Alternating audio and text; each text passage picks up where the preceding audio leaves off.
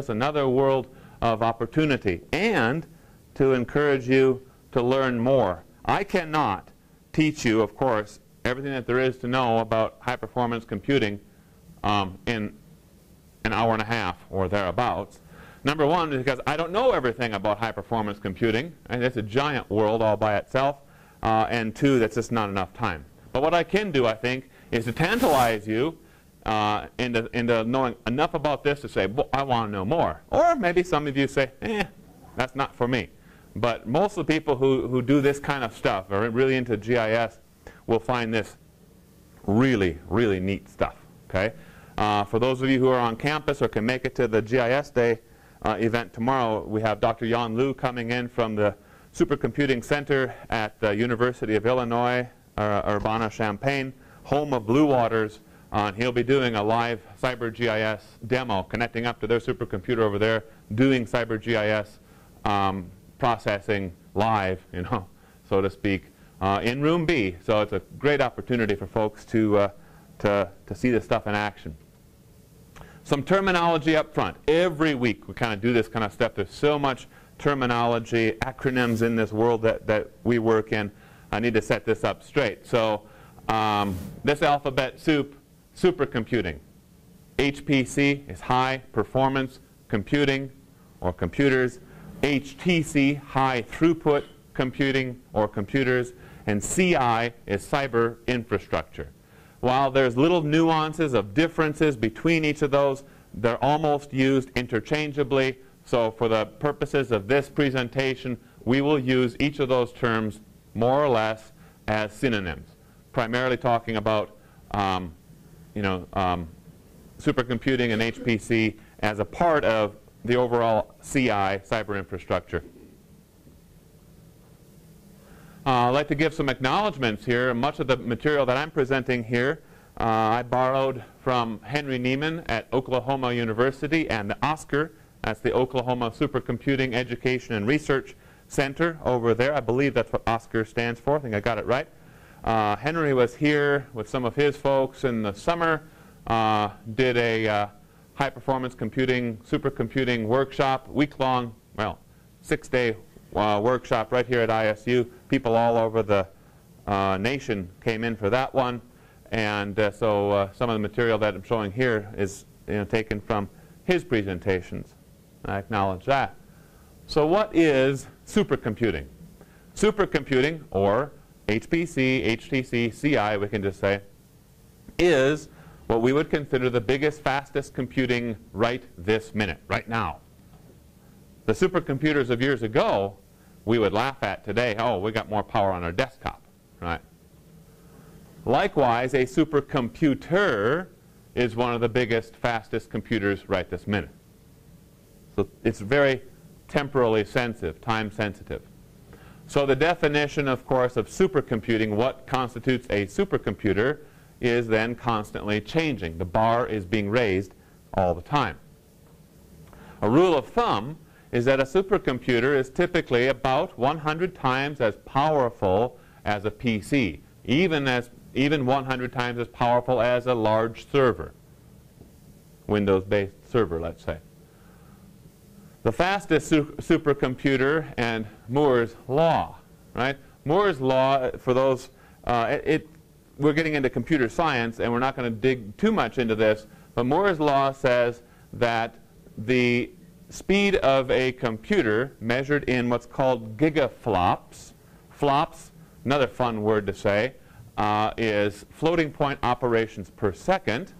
Okay, so how many floating point calculations per second can a certain computer and a certain chipset achieve?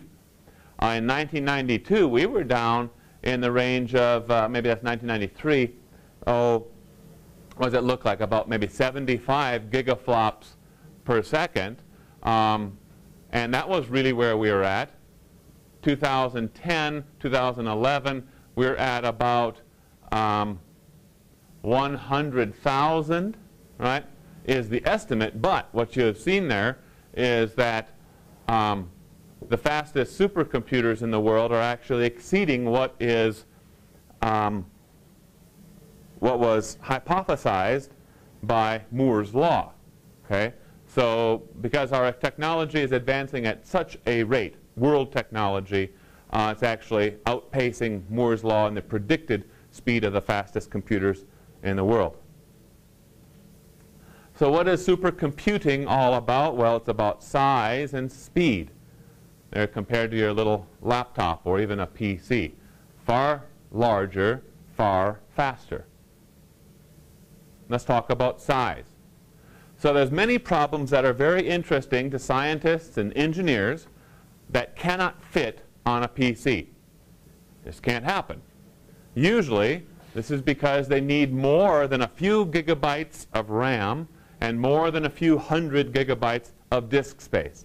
More than a terabyte of disk space, let's say, right? So oftentimes we get into what we're talking about petascale, so petabyte size requirements in data, input, output, place to read the input from and write the output to, or to bring in all this data and actually process it requires more RAM than a given computer has. So that's why we have to step into the world of supercomputers. Speed. Okay, so there's many problems that are similarly interesting to scientists and engineers that would take a long time to run on a PC. Actually months or sometimes years to run it on a PC. So, so as a rule of thumb, let's kind of scale this over here. If a problem takes 1 month on a computer, PC, that same problem might only take a few hours on one of these supercomputers that are available today. So what can supercomputing be used for? Well, we don't have a graphical user interface on these things. We don't do much with a mouse. We don't install ArcGIS on these things because the code base is completely different. Okay? But what they are used for are things like data mining, modeling, simulation, and visualization. So let's look at what each of these terms actually means. A model, its purpose is to abstract experience. The model seeks to explain something. We know this is happening in the real world. I think these are the drivers that are causing this effect to happen. Let's see, how well we can have our computer-based model emulate the real world. Okay? Complexity of referent is deliberately not reflected in the model. So when we model something in GIS, we know that this world is extremely complex. But what we do is we say these 2, 3, 4, whatever variables are the primary drivers that cause X, Y, Z to happen. Okay? We know that we cannot model absolutely every factor, every driver, but we're going to try to find the couple big ones that'll explain most of those end results and use those things. That's what a model does, and that's what that fourth little line is referring to in the graphic here, or in this little table. In a simulation, the purpose is to reproduce the experience. So it might take a model's output, right, and give us a simulation that we can view, right, and that then moves us into visualization. The simulation seeks to describe. Notice the model seeks to explain. Simulations seek to describe. I'll let you read some of these other things. So those are the important parts right there, the purpose and what they're seeking to do. Okay? Visualization, we might be taking modeling output, some simulation output, and actually viewing it. Okay? Viewing it on a big screen, and as you already know, in the world of GIS, that's extremely important to us to see those maps either in a two-dimensional sense or do some 3D type of visualization. Okay? I think you're all familiar with that. So what is a supercomputer? Kind of know what they can do, what their purposes are, but what is a supercomputer? So a supercomputer is a cluster of smaller computers, maybe not necessarily small computers, but smaller individual computers. Each computer is called a node. So there's some new terminology for you. These are all these smaller computers, nodes, are hooked together by what's called an interconnection network, or referred to as an interconnect. A cluster, okay, this is a cluster of small computers, a cluster of nodes. A cluster needs software that allows the nodes to communicate across that interconnect. So node 1 has to know what node 2 is doing, and node 3 and node 300,000, whatever. But what a cluster is all these components working together as if they're one big computer. Hence the word supercomputer. For example, this is a Dell, Intel, Xeon, Linux cluster at Oscar. Okay, this is a portion of it, I guess. Looking down a rack and rack and rack of servers, each one of those probably pretty well filled up. Specifically, has 8,800 gigabytes of RAM on this supercomputer, 130 terabytes of disk space available. Those are some big ones, right? Peak speed is 34.5 teraflops. Not the gigaflop stuff we're looking at before. We're talking about teraflops now, because that's a trillion floating point operations or calculations per second. Quantifying a supercomputer. So you see people talking or hear people talking about supercomputers. Of course, there's got to be some yardstick to measure them against. So we talk about the number of cores, okay? The cores that are on the processors, right?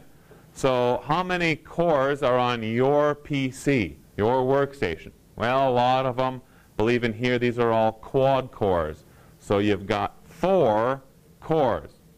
There's a cluster here at ISU, at the engineering department, and that cluster has 800 cores, lots larger than our workstations. Blue Waters, which once it comes fully online, will be the largest supercomputer in the world, has a whopping 300,000 cores making up its supercomputer, one supercomputer, right? Interestingly enough, the Department of Defense has they probably have several supercomputers, but one of them that made the news not too long ago was a cluster of 1,700 PlayStation 3s put together, right? And it was a flying, man. It actually made it up there in the top 100 supercomputers in the world, right? It was like in the top 15 or something like that for a while. I don't know if it still is, because these things drop. They say every year you figure you drop 25, 50 points, places, because all the new stuff coming out. And of course, PlayStation 3 processes things very, very differently. Cell-based technology, very, very good at graphical processing. We'll talk about harnessing graphical processing units for calculations and how that has allowed Moore's law to be surpassed, right? And of course, we also measure things in teraflops.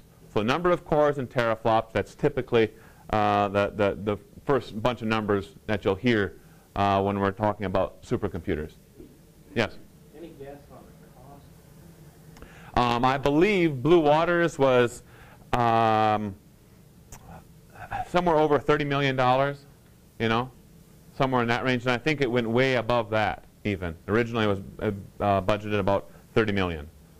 Yeah. It's not a... are we going to see a supercomputer built here at ISU? No.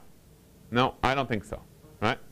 I think what I should let you know about is there are all these fantastic opportunities around the United States, and there is a network of supercomputers that's available to researchers at universities and national laboratories, and it's called Exceed. Okay, if you want to know more about that, come to GIS Day. We've got a whole bunch of stuff, and I am ISU's campus champion, as NSF calls it, for supercomputers and Exceed and all this good stuff like this. So one of my jobs is to hook people up get them time allocations on the supercomputers and let them get to work at it. Because not everyone can afford, every institution cannot afford a supercomputer. Why should you, right? These things are far too expensive. You also need the expertise to take care of these things. These are Linux-based, parallel programming we're going to talk about. It's a whole different world, right? You've got to have those people in place. So with the network, the internet, connecting us all up together, what we do is we send jobs to these big guys. They process it, send our results back. Everyone's happy. Right? In fact, a lot of these supercomputers that are on the Exceed network are not fully utilized. You get your allocations. Hey, you've got now time on that machine. Go ahead and do what you've got to do. Okay, and that's what they're set up for. And indeed, here's the beauty part. Through this Exceed program, it doesn't cost you. So do you want to spend $30 million or nothing? Well, it's not quite that, I mean, because you still got to do your own work, right? But it's a great deal, and it really is a super deal. So let's talk about how a cluster works together, and that is parallelism. This is kind of cool. Parallelism, here's an analogy, means doing multiple things at the same time. You can get more work done in the same time as a result. So if I'm fishing all by myself, I'm going to catch, I won't catch anything. I ain't catch. But let's say I was good at it, you know. Well, no, if I spend enough time, I'll catch some fish, you know, but not too many. So if I'm out there fishing on this lake, I'm going to catch some fish, and you guys are all out on the same lake, right, fishing with me, all different places around the lake. Who's going to catch more, me or you all? Everyone.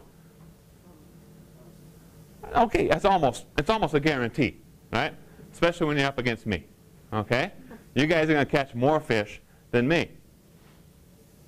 Let's go through another analogy that'll hopefully make better sense, and it's a little stronger analogy to understand parallel processing using the jigsaw puzzle analogy. Serial computing is what we do in Windows. Okay? In Microsoft Windows, we do serial computing, even though, yes, we have multi-threading capabilities and multi-processing capabilities, all this good stuff. It's still working through things in a very serialized sense. So what I mean by that is on the serial processing can be compared to building a jigsaw puzzle by yourself. Right? In other words, suppose you want to complete a jigsaw puzzle that has 1,000 pieces. Now we can all agree that it'll take a certain amount of time. Let's say we're very, very good at puzzles. It takes us 1 hour to do a 1,000-piece puzzle. Okay? Person's moving. Right? Hands are just a-flying. 1 hour. Let's integrate now what's called shared memory parallelism. If someone named Scott sits across the table from you, right, then he can work on his half of the puzzle, help you out, while you work on yours. Right? So now we have two people working on that one 1,000-piece puzzle. Once in a while, you'll both reach into the pile of pieces and you'll grab the same piece at the same time. You'll contend for the same resource. That's the computer analogy side of it, right? This is going to cause you to slow down, right? Because now you've got to communicate. Oh, should I take that piece or are you going to take that piece? Okay, you have it. That cost us some time right there while we're contending for that same resource. And from time to time, you'll have to work together, communicate, at the interface between Scott's half and your half. Right? The speed up will be nearly 2 to 1, but it'll be more like 35 minutes instead of 30 because of communication and contending for the same resource. Okay, so let's say it's 35 minutes for two of you to get that puzzle done. Is it the more the merrier? Well, let's put Paul and Charlie on that same, 4 people around one table. Each of you work on your part, let's say, or part of the puzzle. There's a lot more contention for shared resources, right? Far more likely that you're going to both be grabbing, or 2 of those 4 people are going to be grabbing for the same piece. A lot more communication has to happen, right? Someone say, hey, do you got a piece that looks like this? And oh, I'll look for you, right? All this different stuff's going on. So you'll achieve noticeably less than a 4-to-1 speed up. But you'll still have an improvement, and maybe it's going to take you 20 minutes to complete that puzzle instead of an hour, and also instead of 15 minutes, which would be the full hour divided by 4, right? So let's say we're at 20 minutes. Then we have a thing called diminishing returns. If we now put Dave, Tom, Horst, and Brandon at the corners of the table, and they're all helping out, there's going to be tremendous more contention for shared resources, lots more need for communication, and the speed up will be much less than we would like to see. In fact, we'll be lucky to get a 5-to-1 return on this one, simply because of the overhead of contending for the same resource and the communication that's required. And so we can see that by adding more and more resources, workers, to this problem, we're not going to get those speed ups. So you're probably thinking, well, how in the world do supercomputers do all this sort of stuff? So imagine that each one of those people are cores that are working on a problem. How in the world can we take a problem and assign 300,000 cores to it? Why are we building something, or why are we using something as large as blue waters? Well, let's look at Amdahl's law. Okay? What this shows, let's take just a minute to walk through this here. Maximum utilization under Amdahl's law for various serialization percentages. So if we have a problem, a question that we're going to ask, right? And we are going to solve that problem using traditional serial programming, right? Where we just take that problem, we all work, everyone helps out and works, everyone being a core, right? Works towards solving that problem. If the problem is 100% serialized, then what we're going to have is, as we go from 0 to 20 to 100 processors, or cores, we're only going to gain, way out here at 100 cores, we're only going to gain 25% on this thing. But if we can, now notice how this curve is swooping down, dropping down here, right? Because if we get this thing down to darn near 0 serialized processing, and we go to a parallelized processing, we can gain tremendous, well, that was 0.25%. We can gain tremendously in our overall processing. And what you can see here is that as we take a problem and parallelize it more and more and more, we are essentially from about 100 cores continuing on this way, we see that it's going to stabilize on that line. So it looks like there's no end to it. Right? If on a parallelized approach, we can achieve benefits, performance gains, with every additional core that we put onto it. 300,000 is not going to hurt us. We could go to 500,000 if the bucks were available and other expertise, whatever, right? But in a serialized sense, we are done, right? We start seeing tremendous degradation in our overall, if we want to call it performance.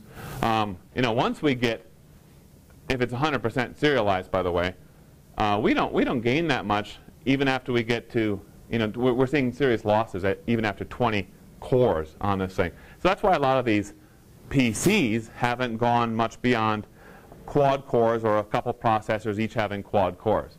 Okay? About the largest computer I've seen on a serialized side would be a server that maybe has 16 cores. I think I saw some at about 32 cores, but you're rarely going to see anything much beyond that. And that goes back to Amdahl's law, that it just doesn't pay. It's useless. Okay? You're going to have so much overhead on that thing that you're not going to have any performance gains. And then you're just wasting your money to buy all those extra cores in a serialized sense. Distributed parallelism. So let's take this same jigsaw puzzle and try something a little bit different. We're going to set up two completely separate tables. Okay? Let's say we have Tracy sitting at one table and fictitious Scott is at the other table. We are going to put half of the puzzle pieces in front of Tracy and the other half of the puzzle pieces in front of Scott. Okay? Now each of you can work completely independently without any contention for a shared resource.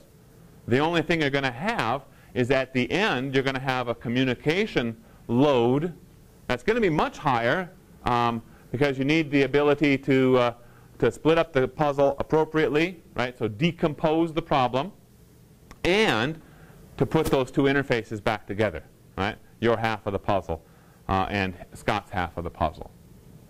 So distributed parallelism, that's where two cores, in this case just two cores, are working on a problem completely independently. And once they finish their job, then it's got to come back together, and then there's a communication load. But no contention for resources. More distributed processors. Okay, so then it's easy to add more processors, cores, in distributed parallelism. But we need to be aware of the need to decompose the problem and communicate among processors when each individual core gets their job done. So if I decompose the problem poorly and I gave Tracy a pile of puzzle pieces and some of them were in the lower left corner, you know, she could build a little bit in the lower left corner, she could build a little bit in the upper left corner, you know, upper right, lower right, and she couldn't really make any, you know, significant progress toward making that puzzle, then I didn't do a very good job of decomposing the problem for her. So algorithms that process on a core, across cores or on a given core, usually the master core, that decompose the problem correctly can result in extreme benefits in overall processing in the world of supercomputers. Okay, so decomposing this thing is really important. So as we add more processors, it becomes harder to load balance, or can become harder to load balance the amount of work that each processor gets. Because what you don't want to do in this world of high-performance computing, we don't want to give Tracy a whole bunch of pieces. It looks like I did a good job decomposing this. She's done in 15 seconds, and everyone else is just working, and so she's waiting. She can't do anything now because no one else is done. The puzzle cannot be assembled because she's done, but no one else is. Okay? So these are big problems, and in the world of supercomputers, time measured to the millisecond is really important. I mean, folks that deal with this kind of stuff really, really focus on that level of processing and decomposing the problems correctly so that each processor finishes up almost at the exact same time, and then it comes back to that master parent processor core to put things back together or to dole out the next job, which is to put it together. Okay? Kinds of parallelism. There's instruction level parallelism, shared memory, multi-threading, distributed memory, multi-processing, GPU parallelism, and hybrid parallelism. This is shared plus distributed or something like that. So these are some terms that I want you to at least hear about right here. And in the reading this week, on there's also an optional reference that I've given you. You can read up on all these sorts of things and learn more about it. We have already talked about, of course, some of these things already. But in the consideration of time that we have for this class, I'm not going to go into each one of those. So why is parallelism good? Why should we think about doing that or using supercomputers? Here's another analogy, the trees analogy. So we like parallelism because as the number of processing units working on a problem grows, we can solve the same problem in less time. And the forest is we like parallelism because as the number of processing units working on a problem grows, we can solve bigger problems. So the tree is, this is one problem, right? But the forest analogy is, okay, I can apply this algorithm to solve a problem using data for Bannock County, right? But Bannock County is not this independent thing in the universe, right? Let's take a data set that describes the United States, North America, right? And that's the forest, right? And run this same algorithm through the supercomputer to come up with some sort of answer. Now, a lot of the stuff that's happening, as you know, with this BOINC processing and the climate modeling that we're having run on all these computers here in the GIS Center is a great example of those sorts of things, right? It's part of the forest, right? All these computers here acting as nodes for the BOINC processing essentially is a neat way of people participating around the world in a very distributed fashion to solve these, or at least address these many, many questions. Some more jargon. Threads. You guys know what threads are. We talked about multi-threading earlier in the semester. Execution sequences that share a single memory area. Multi-threading is that it can have more than one thread. So multi-threading in the parallel world is parallelism via multiple threads. Processes are execution sequences with their own independent private memory areas. So multi-processing is parallelism via multiple processes. Okay, you can see that a lot of this stuff is extremely CPU intensive. We're going to put these things to work for long periods of time. Shared memory parallelism is concerned with threads. Distributed parallelism is concerned with processes, multiprocessing. Okay? Gives you a little 25-cent definition of distributed parallelism and shared memory parallelism. Basic parallel strategies. Data parallelism is the first. This is where each processor does exactly the same task on its unique subset of the data. That's our jigsaw puzzle, right? Big data sets that need to be processed now. Okay, so that was our jigsaw puzzle, and in the world of high-performance computing, we would call that data parallelism. Task parallelism is where each processor, or core, does different tasks on exactly the same set of data. Right? So let's say we have LiDAR data, 1 meter LiDAR data for the state of Idaho. Right? And we are going to try to produce the best elevation model, raster elevation model, 1 meter resolution again, for the state of Idaho. But when we talk to experts in this field, they tell us, well, which algorithm are you going to use? Well, which one's best? We don't know. How do we find out? Well, we process it and then we validate it against real world. Right? All right. How long do you think it would take to process 1 meter LiDAR data for the state of Idaho? Now, this is 1 point some terabytes of data. How long will we do that? Can we do that on a PC? Yeah. How can we do it? Do we have any PC that has 1 terabyte of RAM? See, we got to read that in. So the only way we could do it on a PC is where we decompose it ourselves. Okay, I'm going to clip out by counties or by certain tile sizes, right? And I'll process it. And then I'm going to decompose it again myself, and I'll keep going around the state. Then eventually, I got to put it all back together. But you see, the world of parallel high-performance computing is where we say, this is the data set. 1 terabyte. Do it. Here's the algorithm to use.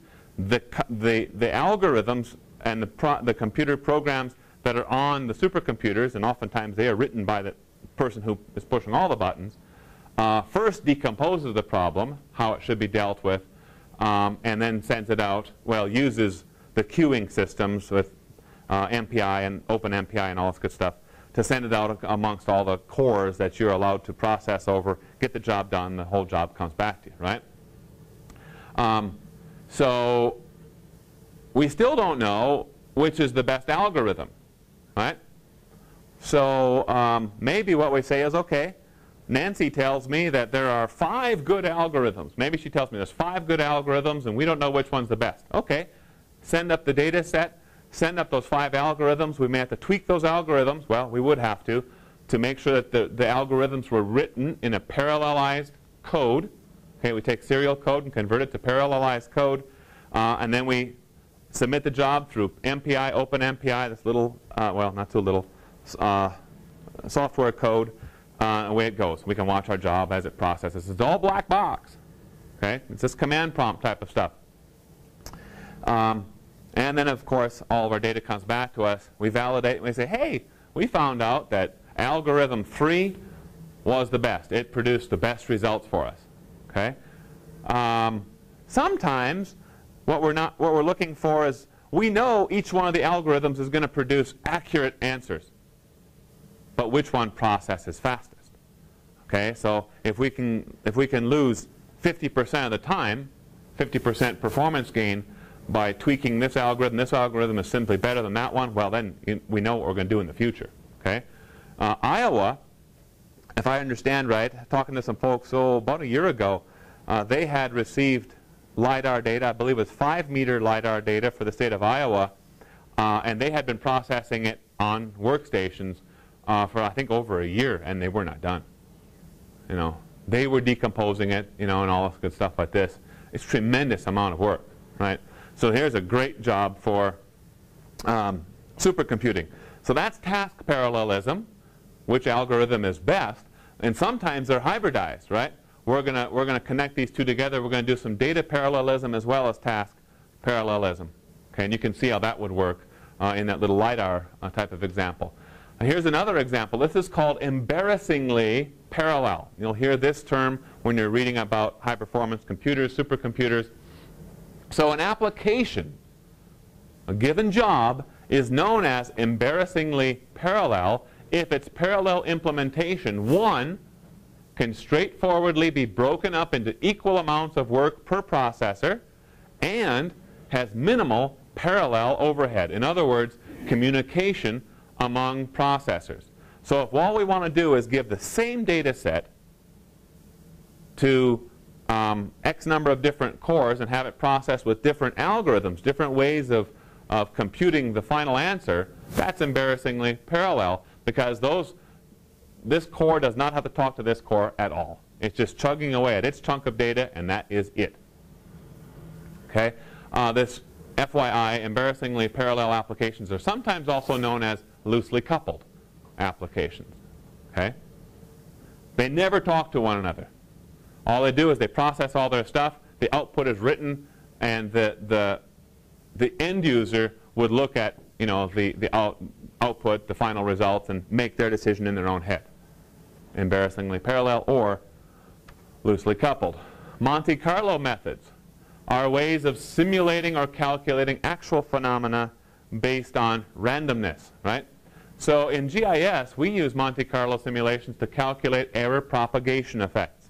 Let's say that you run through some processing on a landslide model. Okay, so we have slope, elevation, aspect, we have soil type, we have all these different parameters or drivers that we say we think that these are important drivers to determining landslide potential. And we run through this model, and it comes up with this area is high landslide potential, this is low, this is extreme, whatever. All this good stuff like this. But then someone says, well, how accurate was all of your input data? You say, well, what do you mean by that? Well, how accurate was your elevation data? Well, it's pretty accurate. It's 30-meter pixels plus or minus, and the elevation itself is plus or minus 5 meters. Oh, really? What would happen if we took a different elevation model? From that different elevation model, we created new derived products of slope and aspect, and ran those models through, ran those layers through your model, would the end result be the same? So if we just take the elevation model and randomly assign new elevations to each pixel, plus or minus 5 meters, maybe do a Gaussian smoothing over the top of it, so it doesn't look too goofy, where one pixel goes 5 meters up, the adjacent one drops 5 meters, something like that. So we still want to look like something in the real world. And we're working within the known error bounds of our own data. Right? We then run that thing through whatever model we used the first time through, and we look at the end result. We have X amount of area that's low landslide potential, X amount of area, high landslide potential, extreme, and so on and so forth. Now, do the proportions of those areas of low, medium, high, and all this good stuff, is it the same answer the first iteration through versus the second versus the third? What's the answer? Well, we don't know. It depends, right? And what does it depend upon? It depends upon the error propagation effects, right? If the amount of error that was in our input data is very, very small, then its probability of affecting the end result, propagating through and making a huge difference in the end result, is going to be very, very small as well. However, if we have large error bars around our input data, we run it through a second iteration with Monte Carlo simulation, we might find out that our answer the second time through, the third time through, is very different. And in fact, we start building up this variability and say, oh my gosh, it covers the world, right? We don't have any clue what the landslide potential really would be, right? And we're only working within known errors, right?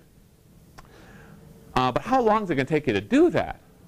Now, doing one iteration of Monte Carlo simulation, that won't take you too long, but that's not enough. In almost all instances, if you've got enough error in your input data sets, one is not enough. We ran through a thing years ago, and we published it up using Monte Carlo simulation. We did 100 iterations. Okay, and what we do is we graph the cumulative variance that we see, and when that cumulative variance hits the sill, right, it levels out.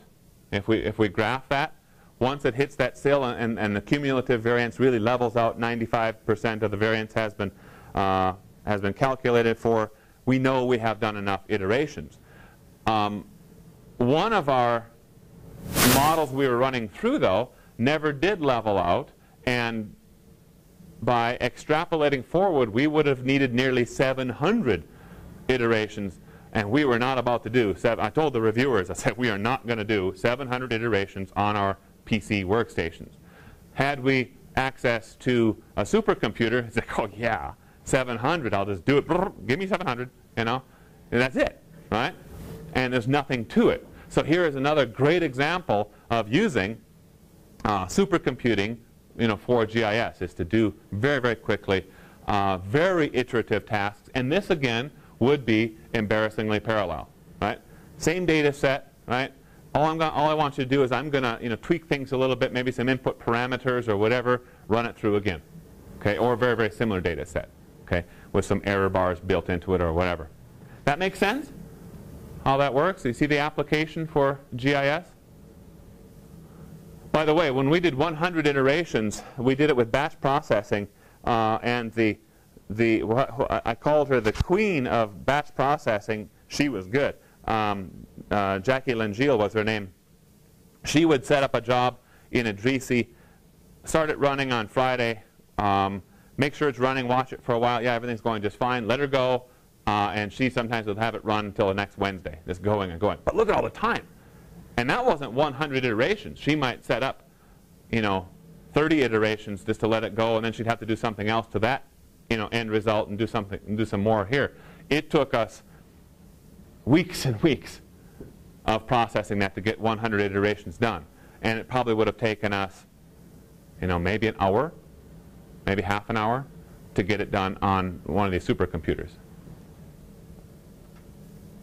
Monte Carlo methods. In a Monte Carlo method, we randomly generate a large number of example cases. These are each called realizations or iterations, and then compare the results of those realizations. when the average of the realizations, we talked about this, I alluded to this just a minute ago, converges, that is, your answer doesn't change substantially between one iteration and the next, well then the Monte Carlo simulation can stop. And you can instruct the supercomputers to continue with the Monte Carlo realizations or iterations until this rule has been satisfied, until the cumulative variance levels out and the slope of that line is now essentially 1, right? Then the supercomputers will stop. And it may take them thousands and thousands of iterations. It may take 100. It may take tens of thousands. So where it says your answer doesn't change, is that your variability doesn't change? Well, yeah, it all matters what you're asking. And I should have maybe clarified that. Either your answer doesn't change or the variability has become so small, cumulative variability becomes so small that you now have accounted for all the variability that's in that data set. Okay?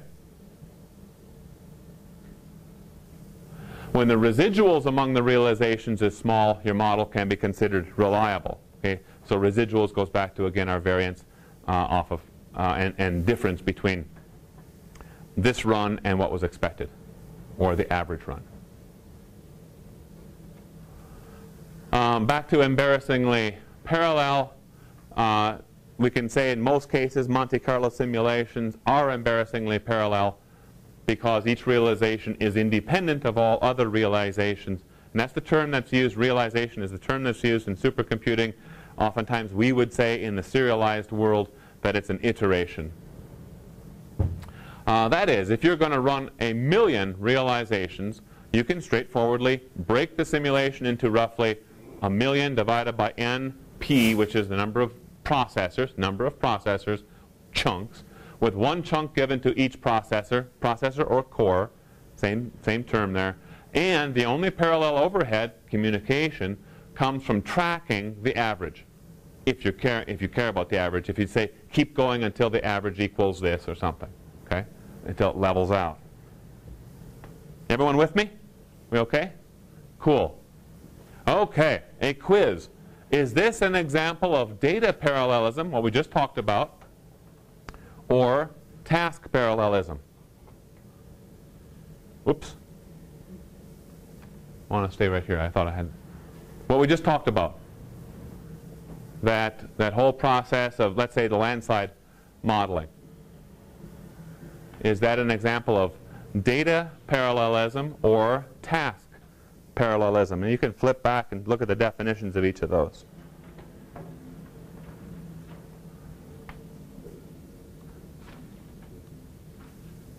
There we go. For those of you who need to look up on the screen here.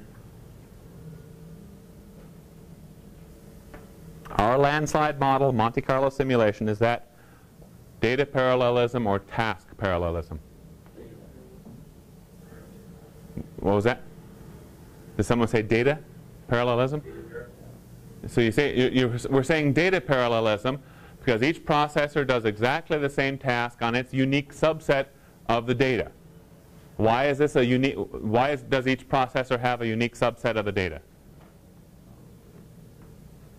Because you're taking a sample every time you run Monte Carlo. We weren't going to take a sample. Oh no, you're using all the data. We're running the same model through, right? Is it exactly the same data going through? Is it really?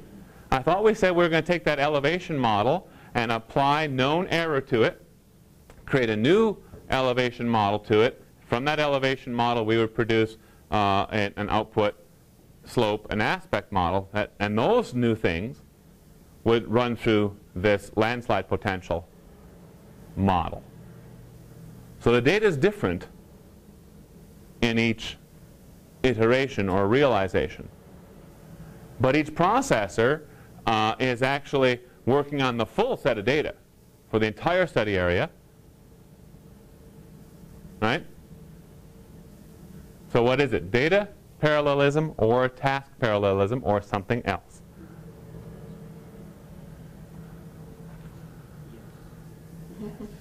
Yes. Yes, meaning it's really what we just described as a hybrid. Okay? So what we're doing is, it's not a subset of the data. It's actually the same data set that we have varied based on known error in the original input data set. And each process, every realization through, is going to run the entire data set. The algorithm doesn't change. It's the exact same model, right? So we're not asking which algorithm is better. However, it is going to do the run the entire data set, not a subset. So in our little example there, it was strongly data parallelism, but really if we dig into it, it's a hybrid of data and task parallelism. Okay? But I wanted to put that in there, that little quiz, to make you guys really think about data parallelism, that term, what it really means, and task parallelism applied to GIS in our little example of landslide potential. Okay? Now, how is it also data parallelism? Data parallelism? Well, we could say that it's a unique subset of the data, meaning that the piece of data, the elevation, slope, and aspect model that's worked on by core number 1 is actually different than the piece of data that core number 2 is going to be dealing with. So you're changing the elevation data every time? The elevation data, yeah, that's what you have to do. When we do this Monte Carlo simulations in GIS, typically what we're doing is, again, it's for error propagation determination, and we take known error in the input data sets, apply the known error back to the input data sets. So now we have a whole new data set, in this case elevation, slope, and aspect, because as you know, slope and aspect are first derivatives from the elevation model, right? So elevation is going to drive slope and aspect. Once we have a new elevation model, we've got to create a new slope and aspect. Okay? So each time that we run this, every iteration or realization has a different data set. So we could say that it's a unique subset of the data. And the total data set would be the original plus 10,000 iterations of it. Right? So you see how that works. So definitely it's data parallelism, but it's also task parallelism, because each processor does different tasks on exactly the same set of data. Now maybe it's not. What do you think? The same task, though. Same task, isn't it? And that asks which algorithm is best. Algorithm doesn't change.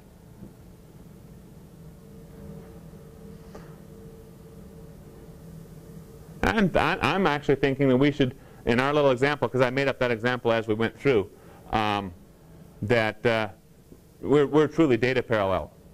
And I'm thinking less and less and less task parallel. See that? Because our model, we say this is the way to run this thing for landslide susceptibility or something like that. So everyone okay with that? See how that works? I'm going to step this thing forward here. Okay, so we said data parallel. Any questions so far? How is cloud computing different simply because it's decentralized, or do they both kind of look the same? Well, we can use cloud computing technologies for supercomputing, right? But they're quite different, and what we're going to talk about in a couple of weeks, I think, will answer a lot of questions about what cloud computing is and what it isn't. And so rather than try to get into that full presentation right now, I'll just say that high-performance computing does make use of cloud computing resources, but it's not like one and the same. It's not a synonym for each other. Okay? Any other questions? That was a good question. Okay, a bit more to know. This is what I alluded to earlier. What is a GPU? Or, we could also call this, thank you gaming industry. Okay, graphical processing unit, right? That's the GPU.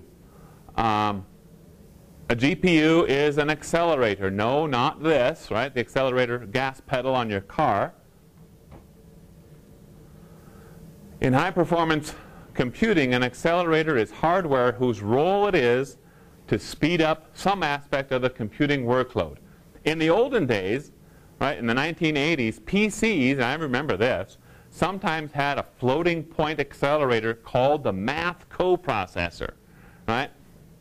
And so you could buy, oh, I was so proud of the first home computer I bought because I bought the additional math coprocessor, and the one my dad had bought 6 months earlier, he didn't get the math coprocessor. I was sure mine was so fast and better than his, you know?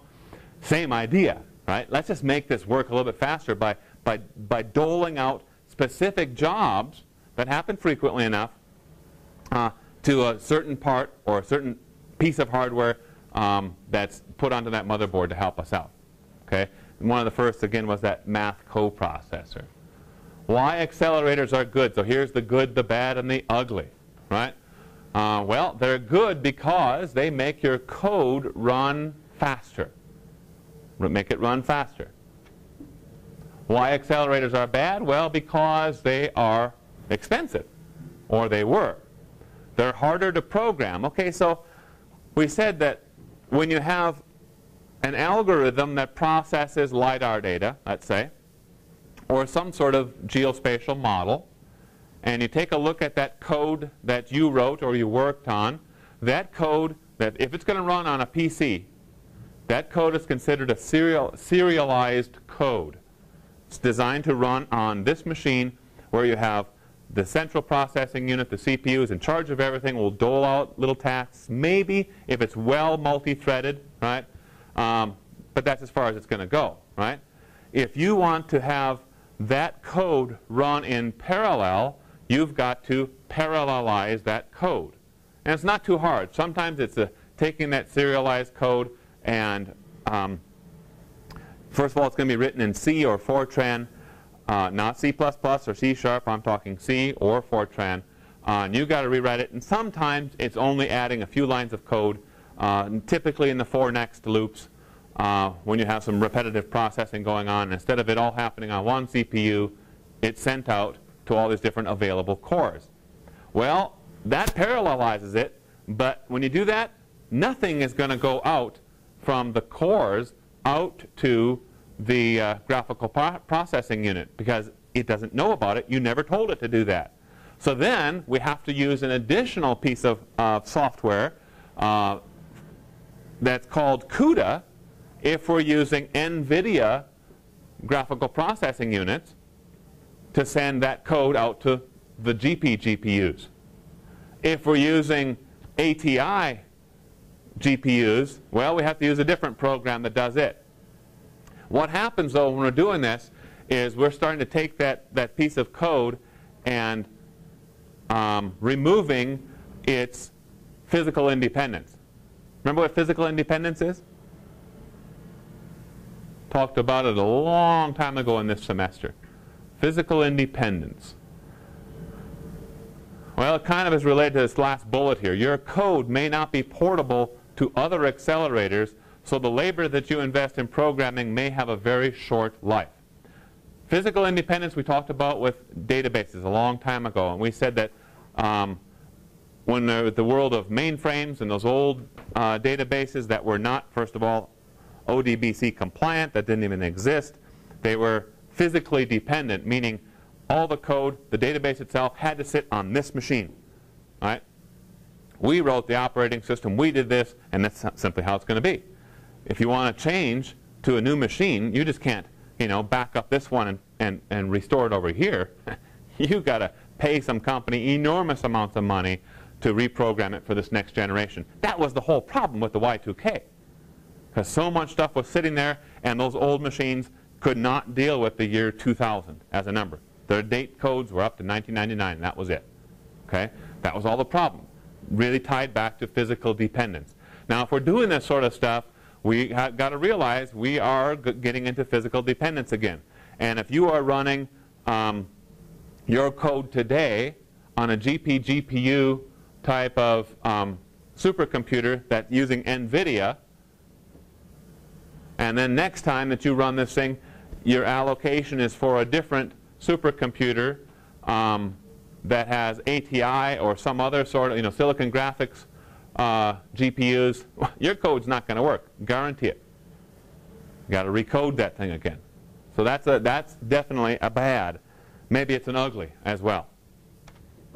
The king of the accelerators, right? The undisputed king of accelerators is the graphical processing unit. That is, some screen captures of some of those things. And believe it or not, one of those graphical processing units is actually as powerful as the first supercomputer in the whole world. Right? This big. That's it. Right? So you can see how times have changed things. Why use GPUs? The graphical processing units were originally designed to accelerate graphics tasks like rendering images for gaming. And I tell you, the gaming industry has pushed this and gotten these things. Right, the gaming industry says, this is too slow. This looks terrible. No one's going to believe that this is some sort of action scene, and they don't want to, I'm not going to sell any games. So the the gaming industry pushed NVIDIA, pushed ATI, said, come on, can't you make anything better? And they responded, yes, we can. Here, how about this? How about this? And those big gaming consoles were extremely expensive. No, not the consoles. The gaming computers were extremely expensive. So the investment's been made.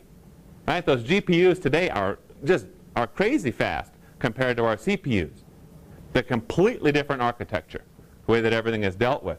And now what's happening is that the supercomputing industry is leveraging the GPUs to do a lot of the processing, because a lot of that processing, image rendering, is floating point math. That's how it does it. So instead of having them do floating point math to show us an image, just do the floating point math to make a calculation for us. As a result of all this, prices have become extremely reasonable, ranging from a few $100s for a low-end graphics card to maybe $1,000 or somewhere around that range for a high-end card. And of course, with SLI technologies, we can take one graphics card and a second graphics card and a third and hook them together. Okay, we've done that at my son's Alienware at the house. Put in two NVIDIA graphics card and SLI'd them together, and it's screaming, And they put in liquid cooling systems in them and stuff like this right now. So it's amazing what these things can do. And it ain't no supercomputer, So let's say we take thousands of those things, put them together, which was kind of the approach that the Department of Defense took with all those PS3s being interconnected. GPUs do arithmetic. Yeah, they render images, but this is done through floating point arithmetic. And as it turns out, that's what we need the supercomputers to do as well. Interested? Curious? Well, to learn more or to get involved with supercomputing, there's a host of opportunities waiting for you. Get to know your campus champions. Here at ISU, it's myself and Randy Gaines, who's the CIO of the university. Ask about internships. BW UPEP. Blue Waters, I don't know what the other thing stands for. But it's an internship opportunity, right? And I found out when I was at the conference, supercomputing conference over the summer, that these internships are notoriously underapplied for. It's like, we have 40 internships to give to people for this summer or this fall. 12 people applied, they all get in. It's like, oh my gosh, are you serious? I want to tell students about BW UPEP, right? Look that bugger up if you're interested and want to get into that. Look into this sort of thing. Learn C. Learn C. Not C++, but C. When I first started recoding some of this stuff in that workshop over the summer, I'm like, oh my God, I feel like I went back to the days of DOS and BASIC, right? I went back 25 years of my programming because it's all just black box, So take the jump, right? Start learning C. It's not. I actually picked up a book to relearn C. And it's coming back, I did all this object-oriented stuff to retrain my brain. Now I've got to zip it back around and see if I got some cells that can still be used for this kind of stuff. Learn Unix, Linux, mandatory for this sort of thing, right? Not impossible. You guys are young, bright minds, right? Learn that. Try to pick up that. And that'll help you out tremendously, make you all the more competitive for these internships. And this is a world that is just wide open, right? So many opportunities we're seeing in the supercomputing, and especially when we start coupling these things together in what's called cyber GIS. There's so much more need today. Global climate models, all this LiDAR data that's coming out, how are we going to process this? It's got to be done at a statewide or a regional level to really become useful, you know. So many of these things are happening on the landscape right now. It's a great time for folks to start getting into and learning about supercomputing, and you guys are going to be right at the forefront of it. Yeah, we're playing a little bit of catch up here at ISU, but we're going to catch up real fast. Any questions?